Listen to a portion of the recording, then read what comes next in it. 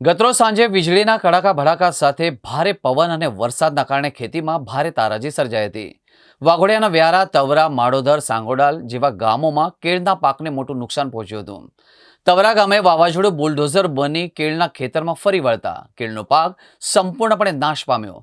ખેતરમાં જ્યાં જુઓ ત્યાં તારાજી દેખાઈ રહી હતી. કેળનો છોડ મૂળથી ઉખેડી પડ્યો હતો, તો કેટલાક ભાંગે ખેતરમાં તૂટી પડ્યા હતા.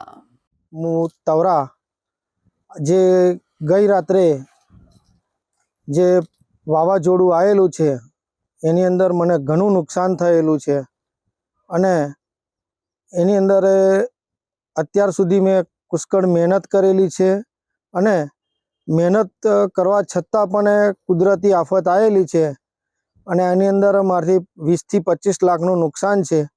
કેળનો બધો જ પાક મારો નિષ્ફળ ગયેલો છે.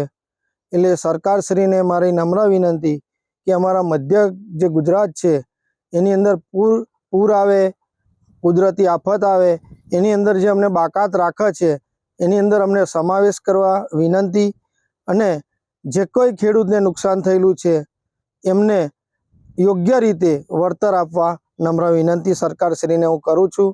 જે કોઈ અધિકારી હોય, બગાયતશ્રી અધિકારી હોય, એમને પણ હું આ મીડિયા દ્વારા જાણ કરવા માગું છું કે પોતે આવી અને સર્વે કરે એવી અમારી હાથ જોડી અને દિલથી કુદરતને સાક્ષી રાખી અને દિલથી અમે અપીલ કરીએ છીએ કે અહીં આવીને મુઆવજો કરે અને જે કોઈ અમારા સરકારશ્રી તરફથી અમને જે સહાય મળે એ અમે સ્વીકારવા તૈયાર છીએ.